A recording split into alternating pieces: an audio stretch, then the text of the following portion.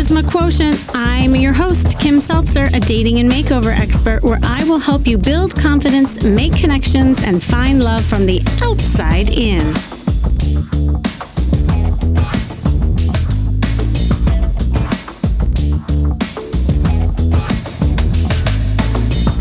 So you see a guy you think is really hot and attractive, and you're at a party, and suddenly you become nervously excited. But no matter how hard you try to get his attention or rack up the courage to go and talk with him, nothing happens. And you see he ends up approaching another woman right next to you. Then, within minutes, it seems, a guy approaches you, but you're just not into him. He seems excited though, and he talks to you for a bit and then quickly asks for your number. This is a common dilemma that can leave you feeling frustrated and confused.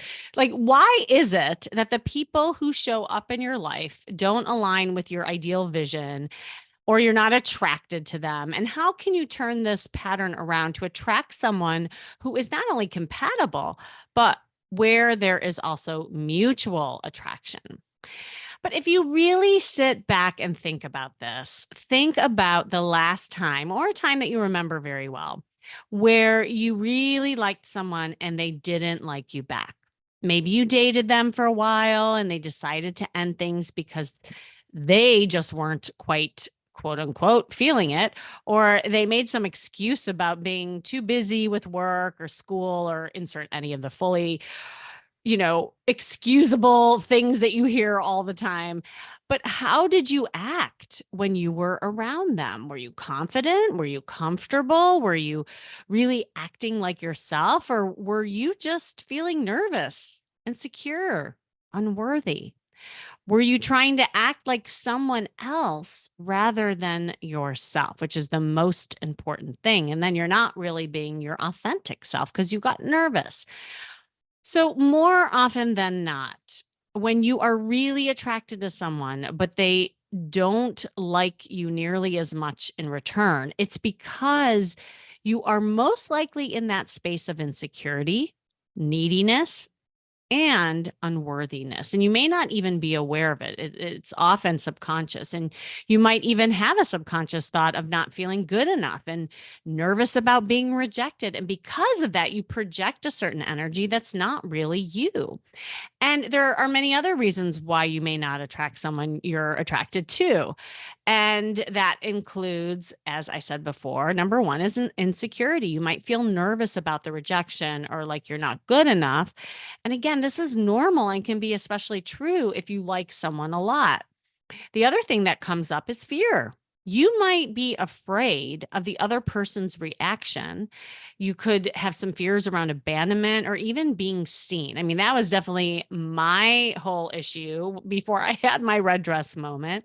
I mean, here I thought once I had my red dress, going out into the world thinking now I'm going to attract a man.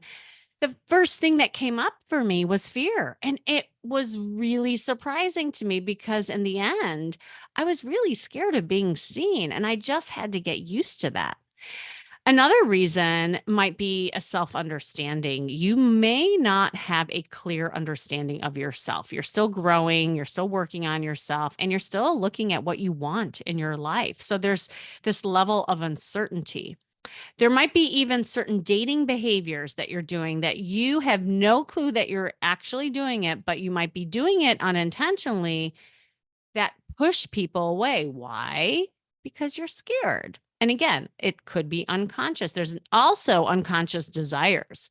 You might like subconsciously be drawn to unavailable partners, even if you want a lasting relationship, because behold, you might not be available. Another thing that happens is something called the similarity attraction effect. Now, you might dislike people who aren't like you, even for small reasons. And this is just a psychological effect. And finally, we see that there's social insecurities that pop up. You might feel shy, you might feel overwhelmed, you might be angry around someone you're attracted to, and you may have no clue why that is. This is all part of the growth and getting to know yourself. And once you recognize the nature of what might be contributing to the mismatched attraction, insecurities, fears, then you need to make an intention to break some of these dating patterns, change the way you are presenting yourself, override some of these unconscious signals that you might be sending out, most of all, releasing the fears. You just have to have the desire to change. I say this all the time. So, with me on the line today, I have a woman who has a strong desire to change. She's been listening to my podcast. She's been making some amazing changes that are working. However, now she's faced with the perplexing challenge of attracting men she's not interested in while she's struggling to draw in those she truly desires. And it's leaving her a little frustrated and confused. So today, I want to uncover why it is that the men who show up in her life don't align with her ideal vision and how she can turn this pattern around to attract a partner who is not only compatible but also mutually attracted to her. So I'm hoping to take a deep dive into exploring some underlying reasons behind these mismatches. Welcome, Tejas. Are you there? Yeah, Kim. Thanks a lot for the introduction and the insight. So yeah, as you mentioned about your red dress moment, so that's, let's say, that's when I started actually to follow you and to get, let's say, love advice from you, and it has helped me a lot. As in, since I would say couple of years now, and yeah, as Wow. in that's when I thought that, so I know what is it that I should do. Let's say be flirtatious with men. So that's something which I have started doing, boosting up my confidence to at least approach them, flirt with them. If it goes well, then good. If it doesn't, then next. So I yeah. love And it. now the dilemma is, so I keep attracting men who, let's say, are not attracted to me, or they are not available, they are unavailable, although single but unavailable. And then there are men who are single and available, who are very much attracted to me, but I don't feel, that inner feeling or the desire or the attraction. So yeah, Ah. that's what I need your help with, to understand, as in what is it that might be missing, which I need to do, so that I fulfill my desire of having, let's say, walking in the sunset on the beach holding hands. Oh, I love Yeah. that vision. Hold that vision. Don't give up of that vision and see it in front of you so we can make that happen. But first, let's like rewind for a little bit. And I love that you shared, like it's been kind of a journey and are learning now to at least flirt and have fun and attract some men. Albeit I know it's not the men that you desire or available men, but I'd love for you to share maybe a little bit more on your journey leading up until now. Like because I can't remember, we only had maybe one conversation or a couple. Have you want to just describe a little bit of your dating experiences up until now? Sure, Kim. So I have been, let's say, since I'm from India, so we have the culture of arranged marriage, wherein not us but our parents and our relatives, they arrange, or there are matrimonial sites which the people usually use to meet men or to meet their family. So families get involved first at times, and then you actually meet the groom as such. So I have been, let's say, on dating sites. I have been on matrimonial sites. But let's say the first aha moment for me was in my last relationship. So I had been in three relationships till date, and the last relationship was, as a now that I realize, the guy was a narcissist. Ah. And that's when I said that now, as an I broke up with him, and I realize that now, instead of, let's say, reaching out to men, let me first see what is it that I want in a relationship, what is it that I want out of a partner, and what are men, what do men want. And so, of course, it's not only sex, but men want respect is something which I gradually learned. And yeah, so I have been on this learning journey, I would say, since past 3 to 4 years. And I have been meeting men, but then somehow, I don't know, in this, let's say, the chatting world, which is happening right now, WhatsApp, Instagram. So I'm not much of a chat person. I'm more of a call person. So I always prefer that instead of chatting with someone for an hour, it's better to give a call and talk to the person for half an hour or so, and that's it. But these days, I find men are more into chatting and keeping a tab or just chit chatting, and then uh, usually that's something wherein I lose interest in the man, because that doesn't work for me. As in, although I do try, but then it's something which does not work for me at all. And I have been trying to mention this to men as well upfront, that I'm not a chat person. So if you want to talk to me, I would prefer a call. But then few men do respect that.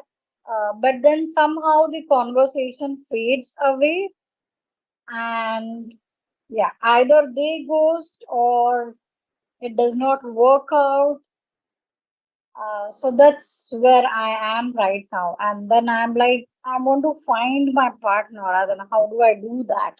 And the Ah. men who are attracted to me, uh, as an I initially, as an there's a flirting between both of us.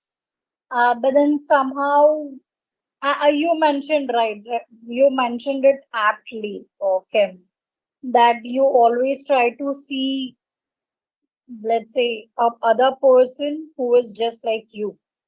Mm. So somehow they don't match my intellectual level or the things which I love to do. So I love traveling a lot. Yeah, most of them virtually. So Aha. virtually first, and then we try to meet once or twice, and then somehow I don't feel, as in I have met men who usually, as in, they are more into, let's say, I like men who are more into the conversation and not into their mobiles when we are meeting face to face. So that way. And then sometimes I have met men who usually they are like, as in, they don't like traveling. They are like, after marriage you have the responsibility of my parents. So Got you, it. Got it. Oh my gosh. Well, thank you for sharing all that. Now I have a little more information too, like who you're attracting to and some of the experiences you had. So it sounds like so most of all you're meeting these guys like online, virtually? yeah, most of them virtually. So Uh-huh. virtually first, and then we try to meet once or twice, and then somehow I don't feel as in I have met men who usually as in they are more into, let's say, I like men who are more into the conversation and not into their mobiles when we are meeting face to face. So that way. And then sometimes I have met men who usually they are like as in they don't like traveling. They are like, after marriage you have the responsibility of my parents, so you cannot travel, or you cannot let's Ah, say the job which I have, there's frequent international travel. So that's the responses which I get. I see. Well, and I appreciate too that you're coming from um, a culture that obviously it's different in every country. Kind of the nuances of dating and the history of dating and the rules of the man, the woman. So that's all part of it. I wondered, is there opportunity and are you involved in anything where you can meet men in real life? Because it sounds like also you're relying so much on the computer. And I just wonder how you're doing socially. No, so I try everywhere. Okay, so I think that's I not only virtually but let's say in office or as I mentioned, I travel a lot. Uh-huh. So let's say if so, usually I do solo trips. So I travel solo. So if there's a group with whom I am going, then I do look out for single men uh, Mm-hmm. as an in the group, and I do have like to have a conversation with them. But then somehow, let's say that's the one, right? I was giving the example that I feel attracted towards them, but they don't. So Yeah. Okay. So the same thing's happening in real life than it is correct. in, yeah, virtually. Okay. So let me ask you, if I said, Tejas, like if you could paint the ideal man, right? And I could say you could have whatever man you want. What is it that you're looking for? What is your ideal person that you're attracted to? So Kim, I have, let's say, over a period of time, as I mentioned, I have been growing myself, learning about love, about relationships. Uh-huh. So I have listed down three must-haves for me. Okay. The first must-have is the guy has to be chivalrous, Uh-huh. because somehow I feel that chivalry is dead in many men now. So Men, are I you want a guy listening to to open the door this? for me. So Men are I listening to want this a man too, to. so it's okay. It's okay Yeah. that we can list all these things out so they can learn. Go ahead. But they must be chivalrous. Got it. I love that. Yeah, so because I want the man to open the door for me. I want to just, let's say, as in there's one let's say a proverb or a saying, right? There's a boat and I want the man to drive the boat, as in Yeah. ride the boat. I just want to sit back and relax and enjoy the ride. That's the only thing which I As you want to do. should. You should. All right, we'll circle back on that one. Okay, what are the other two must-haves? The second thing is he has to be optimistic. Optimistic. Uh, Okay. yeah, because I see that there are many a times, and that's what I believe, that if you are optimistic, let's say if you are not financially stable right now, or if you let's say are in a difficult situation right now, optimism is something which always helps you to see, let's say, positive or a silver lining even in bad circumstances. And it always helps you to grow, it always helps you to see things clearly, and get success in whatever you do. So that's the reason I feel, because I am an optimistic person, so I always see good in everything. Uh-huh. So that's second one, Okay. which is a must have for me. And the third one, as I mentioned, a travel freak like me. Because I say this to, as in anyone who asks me that whatever happens, as in even if I have kids, I will take my kids and travel. But but I'm not going to leave traveling at all. So usually, as in every 3 months, I plan a trip. Uh-huh. So next week I'm going to Bhutan, which is a nearby country to India, and that would be my 31st country. And that's it? They have to be chivalrous, optimistic, and like to travel? Yeah, see, Kim, I have so less expectations. I mean, Tejas, I mean, I think that might be the problem right there. Like, you're not asking for much, and maybe that's the problem. Do you know what I'm saying? Like, Yeah. and I say it a little bit tongue in cheek, but it also kind of coincides with who you're attracting. I always say, if you're not attracting, the people that you want in your life, and by the way, this goes for also friendships, any kind of Mhm. relationship. We can't change all those people around you, but what we can do is look at some of the things that you're putting out there and demanding more for yourself so that you get more back. And if you're not if you're not finding guys who actually show up for you, who are chivalrous, who are positive people, I'm just wondering if you're not demanding that enough for yourself. And that maybe you are, this is a very common thing, especially when you don't have a lot of like dating experience earlier in life, right? Like you've kind of been gaining that over time. That I wonder if you are more or less kind of accepting some crumbs and not demanding more of the cake, if that makes sense. Do that, Kim. I used to Uh-huh. do it a lot earlier, as I mentioned, I was in 3 relationships, right? And that's the reason the third relationship was an eye opener for me, because he was a narcissist, right? So I Yeah. would say it's less than a crumb. Yeah, and It's he was not even crumbs. he was a definite crummy crumb. Yeah, I agree with that.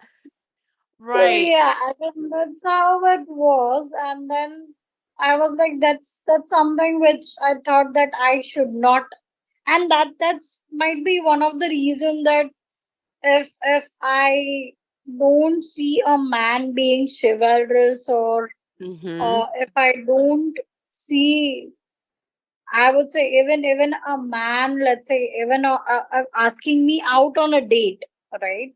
Mhm. Uh, then I feel a bit, I don't know. I don't feel the attraction, or it fades away the conversation as well with men.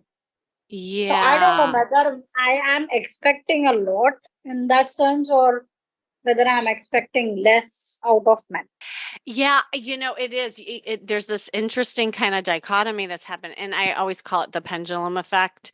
Is that sometimes Mhm. I like when you're in one way, you might be overcorrecting by going all the way to the other side, and maybe like because of your past experiences, you're vetting these guys, but like almost like too much, and then you're only asking for these 3 things. So it's it's like no wonder no one is good enough right now because I think your vetting process might be a little off. And so maybe like we can kind of take a little bit look, like look at that. And it's not uncommon. Like I said, like this is part of you recalibrating so that you can be a little more discriminatory in who you attract, but you also have to be open at the same time, and sometimes those two things are a rub against each other, right? It's like, how can you be open and also discriminate at the same time? And I think that that's what like confuses a lot of people. Would you say that that's what gets confusing to you sometimes? Yeah, I would agree to that, Kim. That happens I would say not sometimes, but many a times. And that's when I start questioning myself that is it Um, something that I am, let's say, striking off men in first or second date. And uh-huh. maybe if I would have given them at least 5 dates, Right. then I would have, let's say, seen them doing things for me gradually. Maybe because they might not open up on the first or second day, but they might gradually open up as they would start knowing me or better. So, Exactly. No, you got it. You got it. I love it. I can tell you've been listening to my podcast, by the way. You're like, it's like ding, ding, ding, ding, ding. Okay, she's got it. Well, and even going to the point of, you know, let's go to the first must have, which is being chivalrous. If you're not allowing enough time and space and openness to a man so that he can give to you, you might be shutting the door to that way too soon. And so that you don't ever see mhm, that.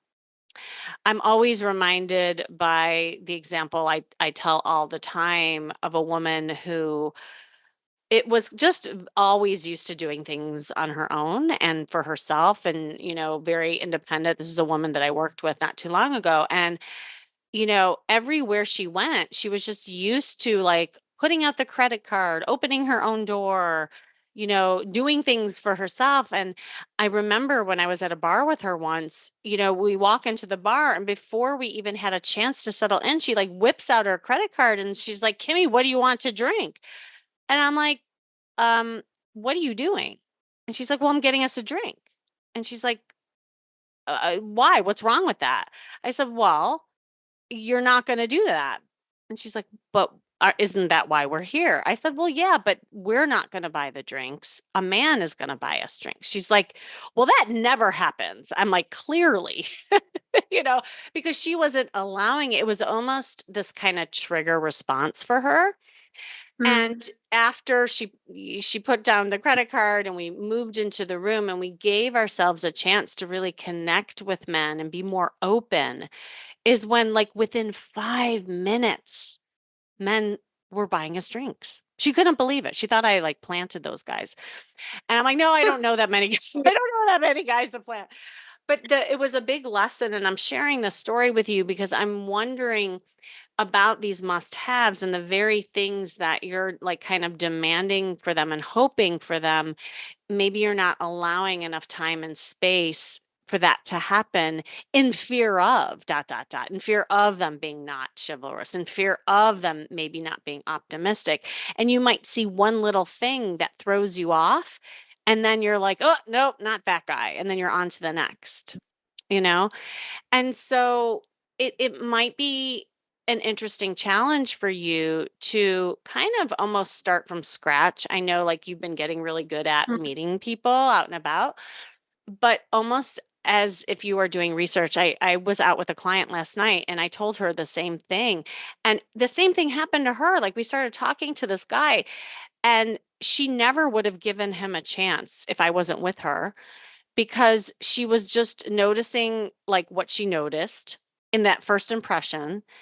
And mhm. we sat there and had a conversation with him for, I want to say it was 40 minutes. She's like, I never have a conversation that long with anybody.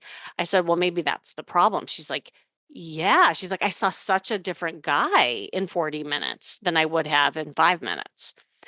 And so I wanna, like, give you some kind of actionables and homework that maybe might help with some of this. But before I go into that, what do you think of all of that, like, what I'm saying? Yeah, I think I agree. As in, and that might be one of the reason I'm single still. Because in India, if you go 30 plus, it's like a taboo here that you as in your age has passed, your time has passed to get married. Ah, So because usually women here, so I'm fortunate that I have that family or that supportive family, as in my parents are like You get married with the right guy instead of the right time.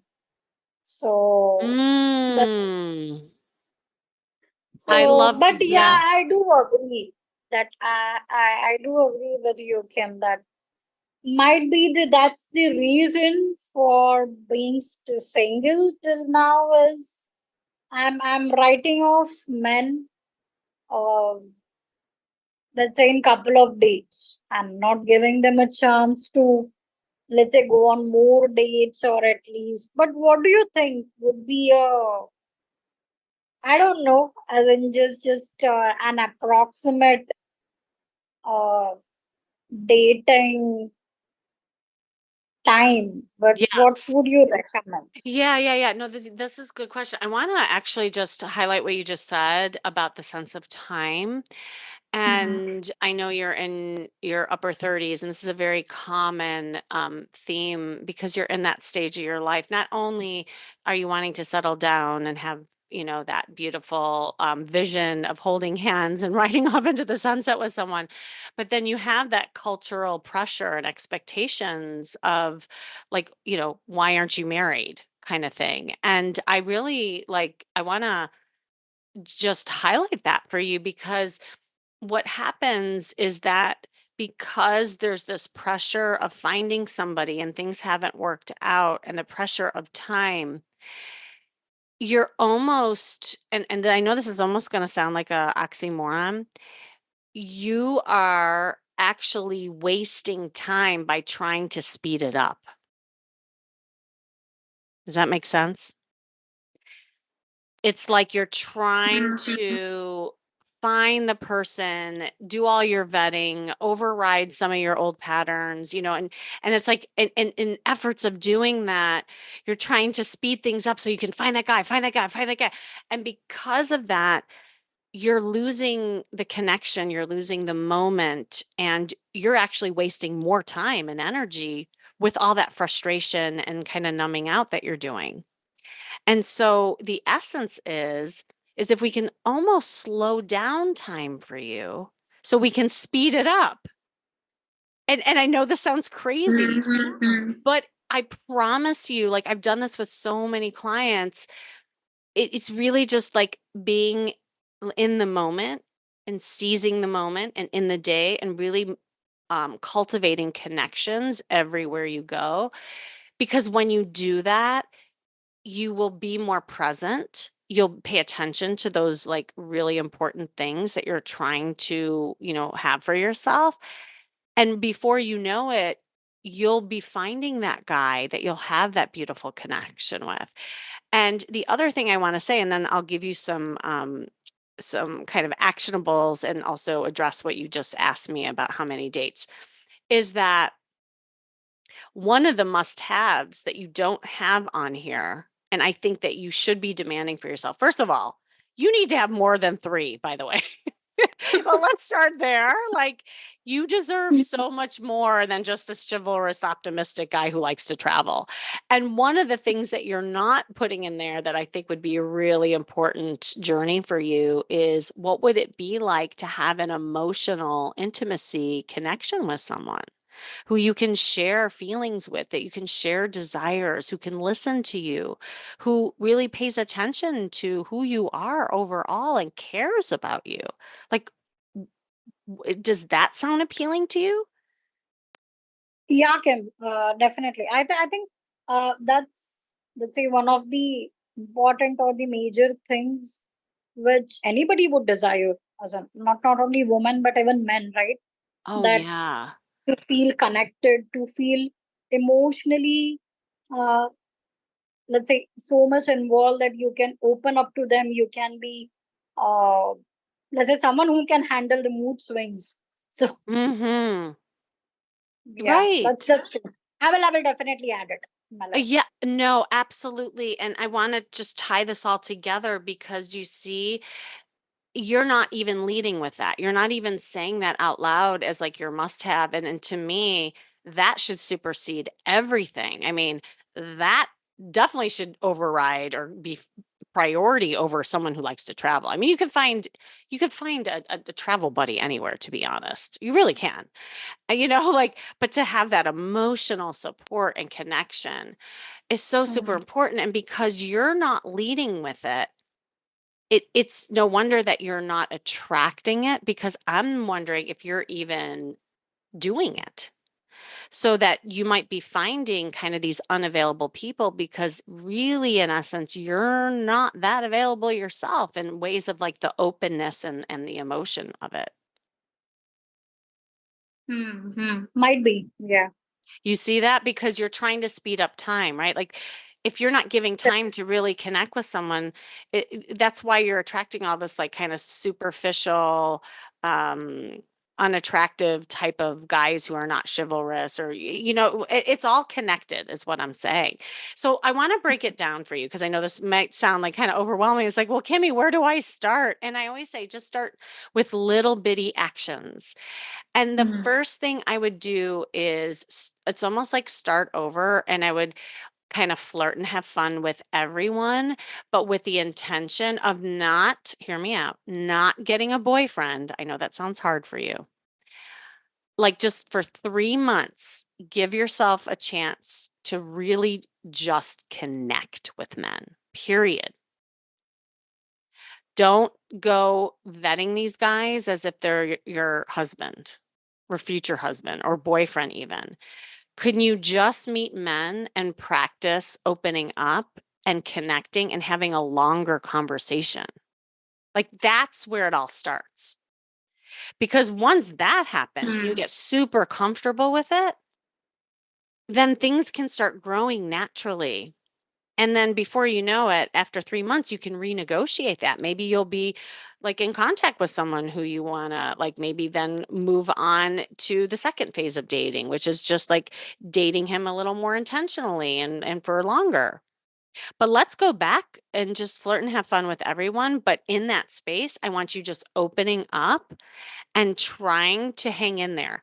Like have conversations that are more than, 10 minutes when you're meeting somebody. I mean, I'm being, Mhm. facetious a little bit. I know you probably have longer conversations, but like extend the time frame that you're having conversation. Number 2, the content of the conversation, I want you to share more personal things. See if you can start doing more sharing and storytelling rather than how many kids do you want, or what, like factual stuff. The factual stuff you'll always be able to know. You can read on a resume or in LinkedIn or online. Like that's like that doesn't even mean anything. What really means something is the sharing of personal emotions and stories between two people to see if there's any kind of pull and attraction there. Does that make But sense? Kim, yeah, but Kim, what about, let's say the guy is more talking about his business, his work, and maybe as in sometimes I do find people who are not that much interested into, let's say, if I want to share a story about one of my travels with the guy, Right, but right. then he's again, let's say, negates that topic, and then he starts conversing about what is happening at his work, or what is right now his lookout for his business, or what do he wants to have in the It's a good future. question. Yeah, yeah. No, and I want to say, look, you're only 50% of the equation. Like you could do the best that you can, and the guys are going to be the guys, but that's also a way of weeding them out. So the first thing I always tell people is just divert the conversation. Or you could even say out loud, oh God, I just had a long day of work. I'd rather not talk about work. Tell me more about like what you enjoy. Like I had a funny story that I just happened to me when I was traveling. And then just start going into your own story and don't let him steer it that way. If he doesn't and he keeps talking about work, well then you just got information about him. He may not be your guy. And that's Mhm. totally cool. You know? Again, when you're in this research stage, it doesn't really matter if he's your guy or not. You're just trying to do something different and see how guys react to you and see if you can start developing a deeper attraction for them. Does that make True. sense? Yeah. Yep. Yeah, I honestly, if I think I think it'll be just simpler, and just Hmm. give yourself 3 months, and then assess whether or not, like you're finding differences in who you're attracting. Okay, so that's the first thing is just like prolong Hmm. conversations, be more emotional, um, just kind of open up the field, flirt and have fun with everyone, both online and in person. Try to do more social things where you're just having more social conversations with men and just practice that. The second thing is, really, you asked about the time frame and how many dates. With my clients, I have them do this whole chemistry analysis and data dating thing. And, obviously, I don't have time to teach you all that right now. But just really quickly, what you could do is, after the first date, just kind of journal how you felt about the guy and how he treated you, and kind of look at your lists and see like some of the deeper stuff, like the feelings you had with him. And if he and rate him on a scale of 1 to 10, right? If he's above a 5, go out with him again. I mean, it cannot hurt. Like when Hmm. you're in this stage, you're not looking for your boyfriend. You're just trying to gather information about yourself and see if it makes a difference. And if the scores go up, cool. Like keep going. If the score keeps going down, awesome. Say goodbye and it was nice meeting you. Next. And then just go on. Really. And I'm Yeah. saying this like, oh, well, don't treat people like they're guinea pigs. I'm not saying that. It's more about you than the guy. It's more about seeing if you can be different, and then you might start seeing something different in these men as well. Sounds like a plan, Kim. Yeah. I love that. Yeah, this is something which I should definitely try out. But somehow I don't know, Kim, as in um these days, as in because of the cultural pressure, as you mentioned, somehow even if I meet a guy, that still goes in the back of the mind, that okay, does he checks off this thing, does he checks off this thing, and I so know. I know. And that's yeah. real. I mean, and I like that you're just being honest with yourself, cuz that thing, that time clock and all those like expectations are still going to be like in the back of your mind. But if I really do think it might help you if you give yourself a time frame and even just put on the calendar, say, okay, well, I'm going to give myself until the end of September to just do this. Hmm. Then you can maybe relax. And I would say the third thing is keep doing things that make you happy, that have nothing to do with men. I don't know, do you have other single women friends that you can go out with, have fun with, like enrich your social life as much as you can, and also just pamper yourself so that you're not so dependent on this like the guy energy and all that, because that also can be like burnout, because then you're in this almost like state of desperation and vetting these guys to fill you up. And I want your life to be balanced. Yeah, as in that's something which I do, Kim. Good. So today, Okay. yeah, I would say I pampered myself, and as I mentioned that I have my birthday coming up, so I had my hair color done today. So I had my Oh, hair beautiful. dyed magenta red. Uh, So that little bit of pampering myself, and that of course. And one of the things which I love is explore new places. So meet new people, see how the culture of a place is, great. and the different foods out there. So that's something which I do, irrespective of whether I have someone with me or not. So yeah, self pampering and self love is something which I always keep on doing, irrespective of I have a guy or not. That's Beautiful. something which I will definitely continue. Beautiful. And what about single women friends? Not much. As I mentioned, as in you're in India, it's like 30 years way too much for you to remain single. So most of my friends and colleagues they are married with kids. So Ah. not much.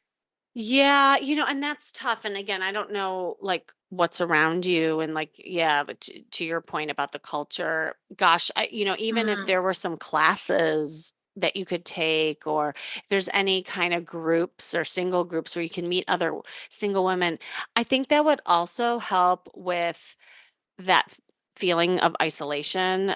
You know what I mean? It's so hard when you have a bunch of married folks around you or coupled off people, because it just adds to that pressure. Why are you still single? Why are you still single? But when you have other singles that can lift you up, that can, like who are going through the same things just like you, I think it would really, really help. I mean, I love that you're in my Facebook group, by the way, but like any other kinds of groups that can get you in that. And by the way, I'd love to share with you. I do have another like group and membership. It's called Kimmy's Love Hub, and we can talk offline about that. But I think that Mhm. would combat some of that also energy and expectations around why are you still single kind of thing, because there's so many singles who are just like you, and I think it would relax things a little bit. Yeah, I think so too. But then Kim, somehow I don't know. Maybe it's this the culture restrictions, or it's they place restriction. But in India, it's like there are single women, but then they are like they are not in the mood to, let's say, get married, or they are Yeah. like, I'm too old to get married. So they come with that negativity with them. uh So, and that's that's the the reason worst. I avoid them. I think it's better Yes. to be with people who are married, but not such single women as in who have given up on, let's say, a good relationship, or who have given up altogether for partnership. So even there are women who tell me that, oh, now you are at this age. Why do you get married? Why do you want to get married? You should stay single. Your single life is so good. I'm like, my single life is good, but I want to make it better. And that's the reason I want to get married. So, Yeah. Well, I love your optimism and positivity, and don't ever lose that, or like you said, be around energy that can dim your light, because you are so, mm, so right. I think it's good to avoid that energy. And it may just mean that you might need to find like support groups outside of your town, outside of your culture, just so that that's why it's great that you're traveling too, just so that you see that there are other people just like you, and that it's not mm, shameful to be single. It's actually a beautiful time in your life where you get to explore and do whatever you want. And you're still learning about yourself. And because of that, you'll attract somebody healthier down the line because you're working on yourself and you're determined. And I so love that about you. So thank you so much. How do you feel? You feel like you have a plan and you're going to do your homework? yeah, I feel much better, Kim. I would say it's enlightening for me that I have. Let's say I now realize that maybe I'm writing off men so soon. I need to. Mm. So I think that's a learning which I would take from our call today. Awesome. Awesome. Thanks a lot for that. Oh, you are so And of course, the welcome. exercises. So I will Good. Yeah, definitely and do keep all us of them. posted. Keep us posted and Yeah, post it in the Facebook group if anything comes out of it. I'd love to hear about it. So thank you. yeah, definitely.